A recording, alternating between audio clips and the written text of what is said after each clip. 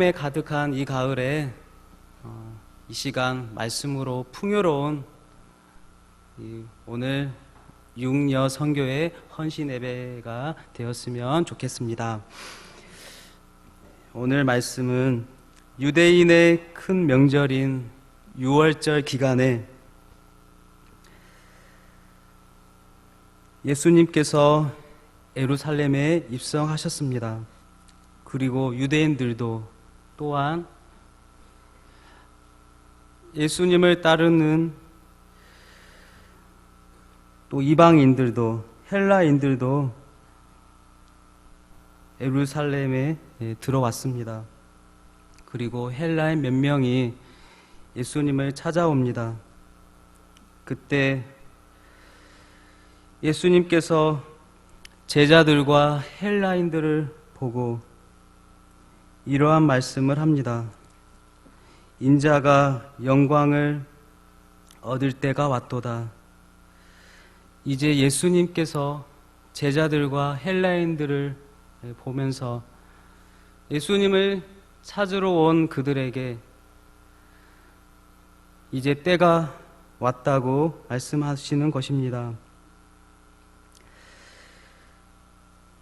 예수님께서 예루살렘 성에 입성하시기 전 물을 변하여 포도주를 만드시고 병든 자를 고치시고 보리떡 5개와 물고기 2마리로 5,000명을 먹이시며 무리를 걸으시고 폭풍우도 잠잠케 하셨고 많은 이적과 표적을 나타내셨는데 이것은 예수님이 영광을 받으시기 위한 서막에 불과했던 것입니다. 진짜는 이때라는 것입니다. 이때가 어떠한 때입니까? 예수님께서 영광을 받으실 때 이 제자들은 황당했을 것입니다. 제자들이 헬라인이 예수님을 뵙고자 왔다고 하니까 갑자기 그 상황에 맞지 않는 말씀을 예수님께서 하셨던 것입니다. 예수님을 만나러 왔는데 때가 되었다. 때가 되었다고 말씀하신 그 이유가 무엇인가요? 이제서야 비로소 모든 민족 이방인들까지 구원이 이루어졌기 때문이라는 것입니다. 유대인들은 자신들만이 선택받은 민족이라는 선민의식을 가지고 살았지만 하나님은 유대인뿐만 아니라 이방의 모든 민족들까지 구원하시기로 계획하셨던 것입니다. 그래서 예수님께서는 이방 민족들, 헬라인, 모든 민족에게 복음이 들어올 때 그때가 되었다는 것입니다. 그때 예수님께서 영광을 받으신다는 것입니다. 예수님 이제 제자들은 예수님의 구원의 멋진 이야기가 나올 것이라 제자들은 생각하고 귀를 열고 예수님의 말씀에 귀를 기울였을 것입니다. 그때 제자들에게 예수님께서 말씀하시는데요.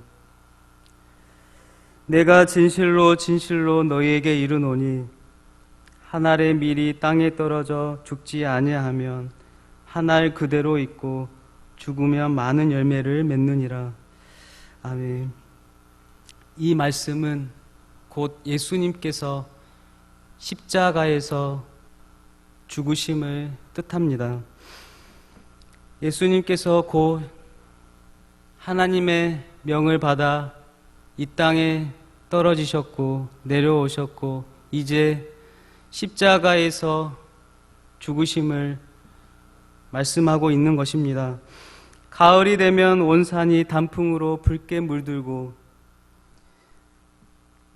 그 시간이 지나면 단풍들이 떨어져 낙엽이 되고 낙엽들이 쌓이고 썩어지고 죽어져 거름이 되어 나무와 식물들의 영양분을 책임집니다. 오늘 말씀의 한 알의 밀도 마찬가지입니다. 밀알이 땅에 떨어지면 열매를 맺는 것입니다. 그렇지만 이 밀의 씨앗이 가지가 좋다고 죽으나 사나 붙어 있겠다고 한다면 아무런 열매를 맺지 못하는 것입니다. 가지에 붙고 싶어도 가지에 떨어지는 고통을 감수할 때 그 밀의 씨앗으로 통하여 많은 열매를 맺게 되는 것입니다. 씨앗은 땅에 떨어지고 땅 속에 깊이 묻혀야 그 고통을 감수해야 그 차갑고 어두운 그 땅에 묻혀야 열매를 맺게 되는 것입니다.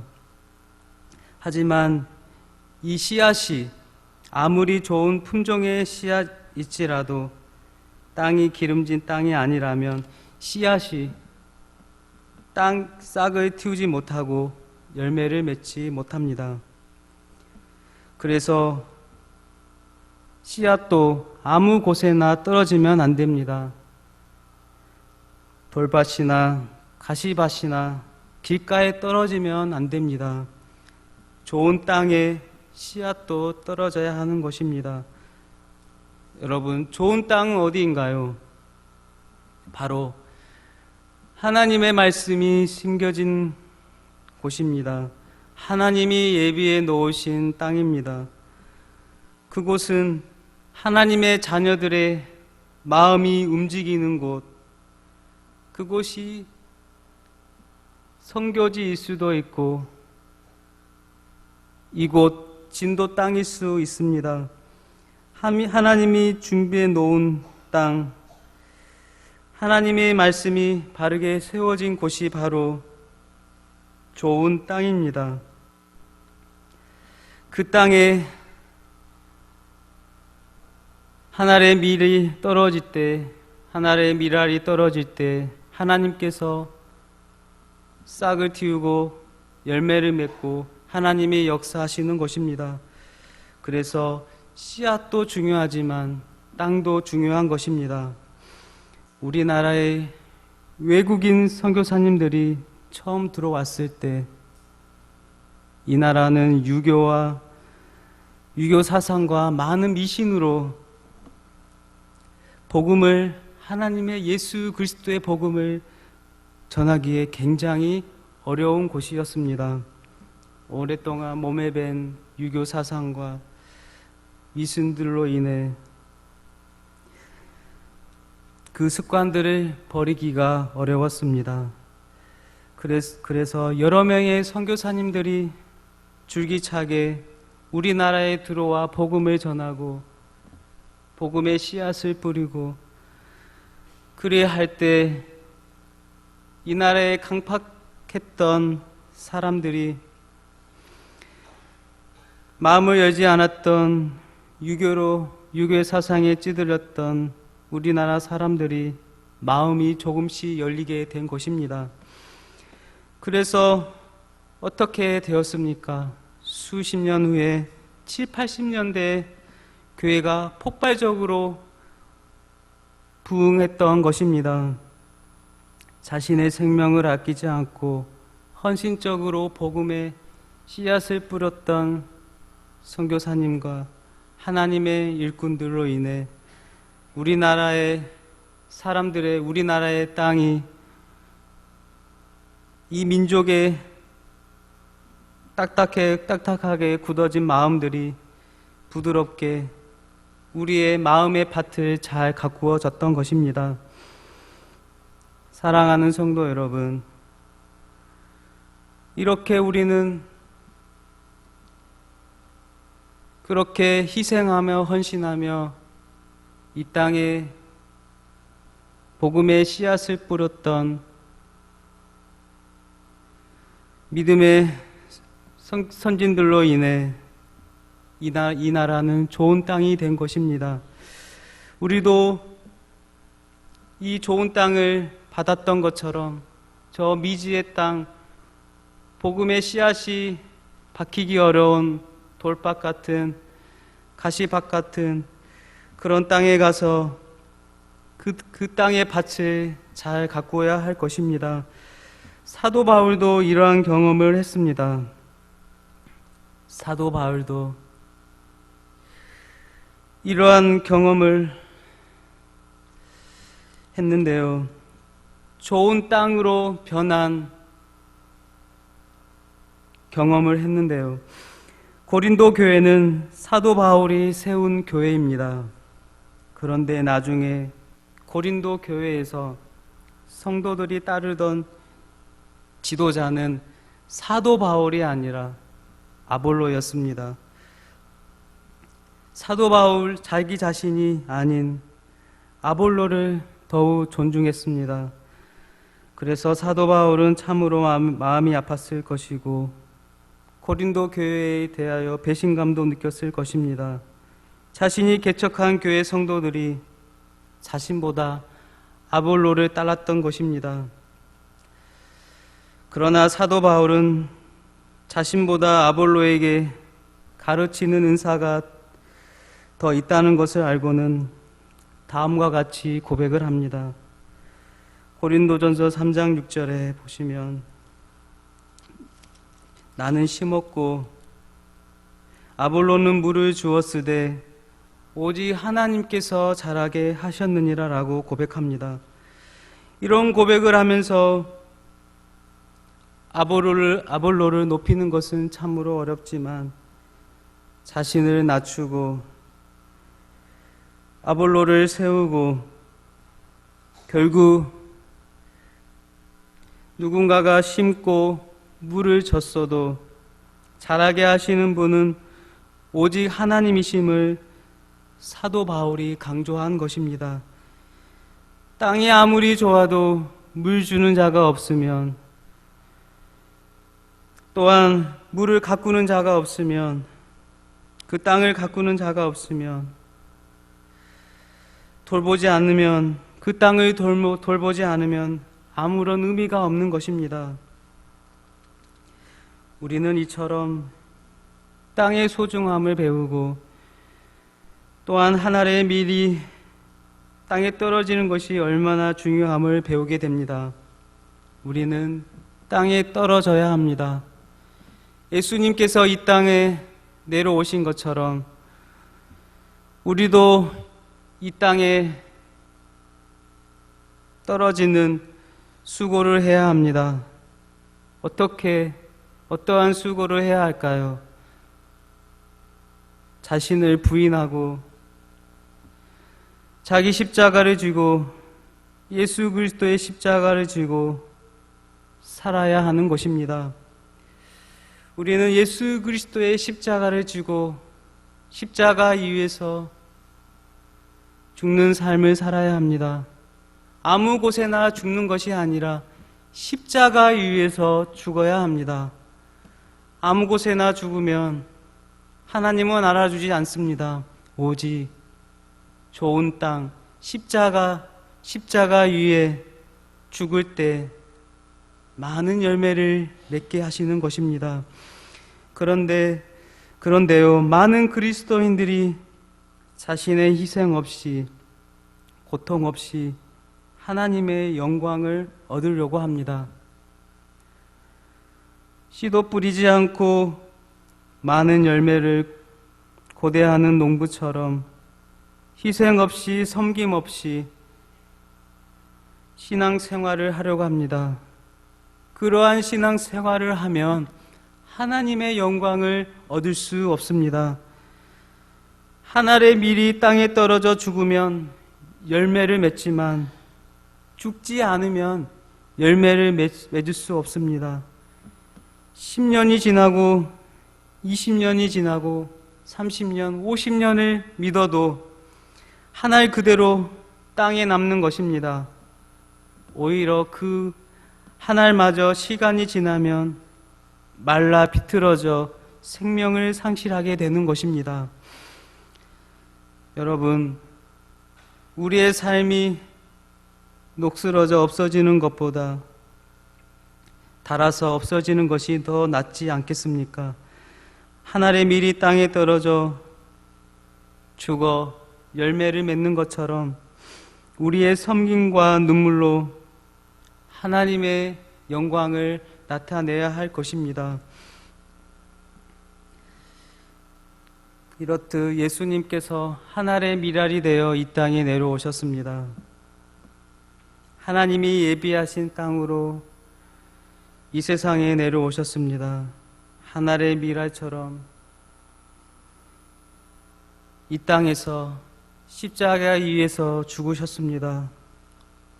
온갖 치욕과 더러움을 감당하셨습니다. 온몸을 찢기시고 고통스럽게 십자가 위에 죽으셨습니다. 왜 이런 고통과 아픔을 감수해야 했나요? 바로 우리 같은 어리석은 자들을 위해, 나 같은 죄인을 위해 우리 예수님께서 십자가의 길을 걸어가셨던 것입니다. 이렇게 십자가에서 죽으셨던 예수님, 한 알의 밀알이 되어 떨어져 죽으셨던 예수님을 본받아 우리도 그러한 삶을 살아가야 할 것입니다. 이렇게 예수님처럼 한 알의 밀알이 되어 살면 우리의 삶에 어떠한 결과물이 나오게 될까요? 예수님처럼 한 알의 밀알처럼 살아가면 우리의 삶은 어떻게 될까요? 오늘 말씀처럼 많은 열매를 맺게 됩니다. 한 알의 밀알이 떨어져 30배, 60배, 100배의 결실을 맺게 되고, 이 밀의 잎엔, 나무의 가지엔 100개의, 120개의 열매를 맺는다고 합니다. 이 밀의 가지에 100개의, 120개의 알맹이가 맺히고, 이후 5년 후가 되면 100억 개의 열매를 맺게 된다는 것을 맺게 되는 것입니다. 그처럼 수십 년 후가 되면 많은 열매를 맺게 되는 것입니다. 하나의 밀이 떨어진다고 얼마나 많은 열매를 맺을 수 있다고 생각하시겠습니까? 그러나 저 들판에 있는 밭에 있는 밀도 수십 년이 지나면 수천억 개의 열매를 맺는 것처럼 그리스도인들이 매일 죽음의 훈련을 하고 매일 자신의 십자가에 의해 죽는 삶을 살아간다면 하나님께서는 그의 삶을 통하여 많은 열매를 맺게 하실 것입니다. 바울도 나는 날마다 죽노라라고 고백했습니다. 우리는 인생을 살아가는 동안 날마다 자신을 쳐서 복종하며 내 자아를 죽이는 훈련을 해야 할 것입니다. 그로 인해 우리는 열매를 맺는 삶을 살 수 있습니다. 그렇게 자신을 부인하고 하나님의 뜻대로 살아가야 합니다. 그런데요, 하나님의 뜻대로 내 자신을 부인하지 않고 하나님의 뜻대로 살지 않고 자신을 부인하지 않고 자신의 소욕대로 살아간다면 그는 하나님께 악한 종이라는 말을 듣게 될 것입니다. 마태복음 25장에 달란트 비유가 나오는데요. 어떤 주인이 그들의 종을 불러 자기 소유를 맡겼습니다. 그 종들의 재능대로 어떤 종은 5달란트를, 어떤 종은 2달란트를, 어떤 종은 1달란트를 한 달란트를 맡겼습니다. 그리고 오랜 세월이 흘러 주인이 다시 집으로 돌아와서 결산을 할 때 5달란트를 맡긴 종은 주인에게 5달란트를 더 남겨서 10달란트를 보여주었습니다. 그래서 그 주인이 그 종에게 잘하였도다, 착하고 충성된 종아라며 칭찬하였습니다. 또한 또 2달란트 받은 종도 주인에게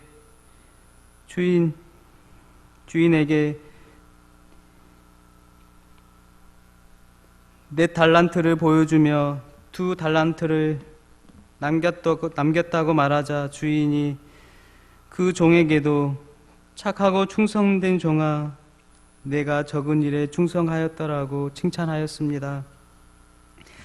마지막으로 1달란트 받았던 종도 와서 주인에게 말하기, 나는 주인이 굳은 부인이시라 심지 않은 데서 거두시고 뿌리지 않은 데서 모으시는 줄을 알고 내가 두려워서 이 달란트를 땅에 감추어 두었나이다.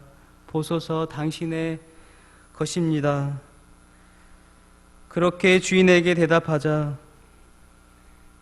아무것도 남기지 않는 그 종에게 그 주인이 책망을 합니다. 이 게으르고 악한 종이라고 책망하는 것을 보게 됩니다. 이렇듯 하나님께서 우리에게 맡겨준 재능들, 물질들, 시간들을 낭비해서는 안 됩니다. 나에게 준 재능들, 물질들, 시간들을 낭비하면 훗날 하나님 앞에 섰을 때 게으르고 악한 종이라고 책망받을 것입니다. 우리는 한치 앞도 모르는 인생으로 늘 위험 속에 살아갑니다. 그러나 미랄이 땅에 떨어져 죽는 것처럼 십자가의 길을 걸어가는 인생을 산다면 훗날 하나님께 칭찬을 받고 많은 열매를 맺게 될 것입니다. 오늘 육여성교회 헌신 예배로 하나님께 예배를 드립니다. 우리 육여성교회 회원 모두가 십자가의 길을 걸어가며 하늘의 미랄처럼 땅에 떨어져 자신을 부인하고 십자가 앞에서 온전한 믿음의 길을 걸어가길 바랍니다. 그리할 때 많은 영혼들을 주께로 인도하며 하늘의 별과 같이 빛나는 인생으로 하나님의 영광을 나타내는 육여성교회 회원들이 다 될 것입니다. 또한 우리들 또한 오늘 예배하는 모든 성도들도 주님 안에서 하늘의 미랄이 되어 이 진도 땅에서 또 미지의 땅에서 선교지에서 십자가의 길을 걸어감으로 하나님의 기쁨이 되고 하나님의 영광이 되는 착하고 충성된 종들이 다 되시기를 예수님의 이름으로 축복드립니다. 아멘.